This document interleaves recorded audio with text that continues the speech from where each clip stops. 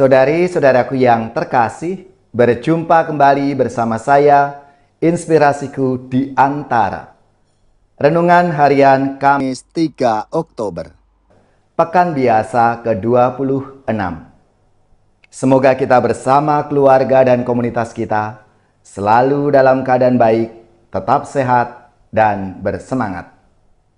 Marilah kita mengawali renungan kita hari ini dengan tanda kemenangan Kristus.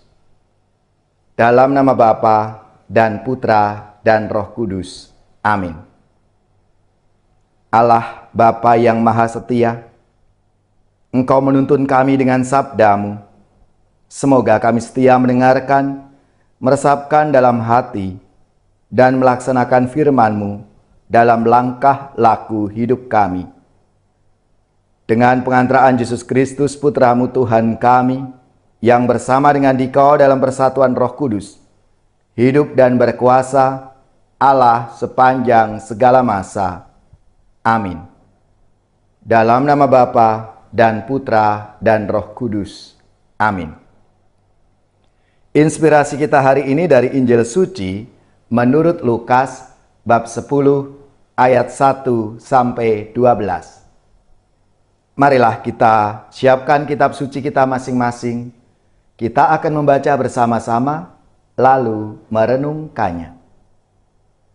Pada waktu itu, Tuhan menunjuk 72 murid. Ia mengutus mereka berdua-dua, mendahulinya ke setiap kota dan tempat yang hendak dikunjunginya. Berkatalah ia kepada mereka, "Tuaian memang banyak, tetapi pekerjanya sedikit. Sebab itu, mintalah kepada Tuhan yang empunya tuaian, agar ia mengirimkan pekerja-pekerja ke tuaian itu. Pergilah, camkanlah. Aku mengutus kalian seperti anak domba di tengah-tengah serigala. Janganlah membawa pundi-pundi atau bekal atau kasut, dan janganlah memberi salam kepada siapapun selama dalam perjalanan. Kalau memasuki suatu rumah, katakanlah lebih dahulu, 'Damai sejahtera bagi rumah ini.' Dan jika di situ ada orang yang layak menerima damai sejahtera, maka salammu itu akan tinggal padanya. Tetapi jika tidak, maka salammu kembali kepadamu. Tinggallah dalam rumah itu, makan dan minumlah apa yang diberikan orang kepadamu, sebab seorang pekerja patut mendapat upahnya. Janganlah berpindah-pindah rumah. Jika kalian masuk ke dalam sebuah kota dan diterima di situ, makanlah apa yang dihidangkan kepadamu, dan sembuhkanlah orang-orang sakit yang ada di situ. Dan katakanlah kepada mereka, kerajaan Allah sudah dekat padamu. Tetapi jika kalian masuk ke dalam sebuah kota dan tidak diterima di situ, pergilah ke jalan-jalan kota itu dan serukanlah, juga debu kotamu yang melekat pada kaki kami kebaskan di depanmu. Tetapi ketahuilah, kerajaan Allah sudah dekat. Aku berkata kepadamu, pada hari itu, Sodom akan lebih ringan tanggungannya daripada kota itu." Demikianlah sabda Tuhan. Terpujilah Kristus. Saudari-saudaraku yang terkasih, di kalangan gereja Katolik sempat hidup pandangan bahwa perutusan gereja itu sepenuhnya menjadi tanggung jawab imam, biarawan, biarawati. Akibatnya, pada zaman itu sangat sulit ditemukan aktivis-aktivis awam yang terlibat dalam perutusan gereja. Kalaupun ada, mereka masih berprinsip bahwa mereka hanya membantu kaum imam, biarawan, dan biarawati. Kalau awam benar-benar menggantungkan perutusan gereja di tangan kaum klerus. Diawali adanya Konsili Vatikan yang kedua. Pembaharuan gereja sangat dirasakan. Gairah awam dalam hidup menggereja mulai menggeliat. Peran mereka mulai dirasakan di berbagai komponen dan lapisan masyarakat. Dan puncaknya ketika memasuki tahun milenial. tahun 2000. Perutusan gereja benar-benar melibatkan kaum awam, dan inilah tahun emas bagi kaum awam untuk terlibat aktif dalam perutusan gereja Katolik. Karena perutusan adalah kita semua. Saudari-saudaraku yang terkasih, makna sabda Tuhan hari ini benar-benar terjadi. Yesus mengutus para murid berdua-dua untuk mewartakan kerajaan Allah. Akan tetapi, kita harus memegang teguh kata-kata Paus Fransiskus. Terlibat dalam perutusan berarti siap menjadi gembala yang berbau domba.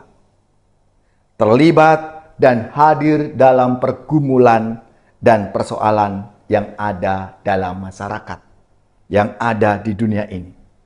Dengan demikian, kita semakin mengenal lebih dalam masyarakat atau umat yang kita layani.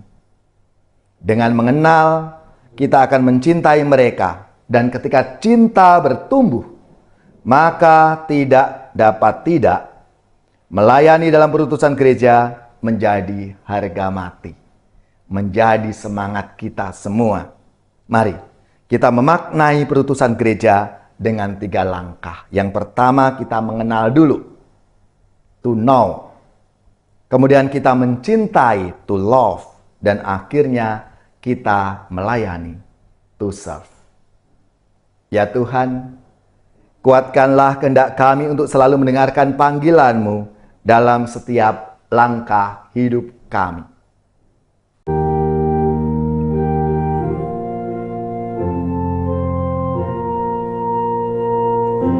Kau dipanggil Tuhan,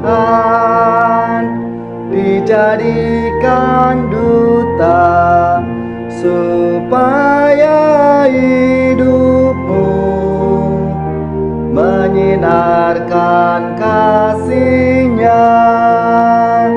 Berat memang tugasmu, tetapi kau diberi rahmat.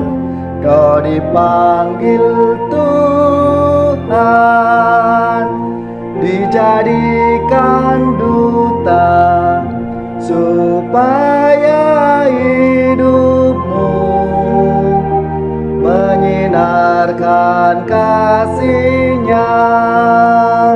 Sang Kristus memikatmu, takkan mampu kau menolaknya. Kau dipanggil Tuhan, dijadikan duta, supaya hidupmu menyinarkan kasih-Nya. Dan doaku bagimu, semoga teguh semangatmu. Kau dipanggil Tuhan, dijadikan duta, supaya hidupmu menyinarkan kasih-Nya.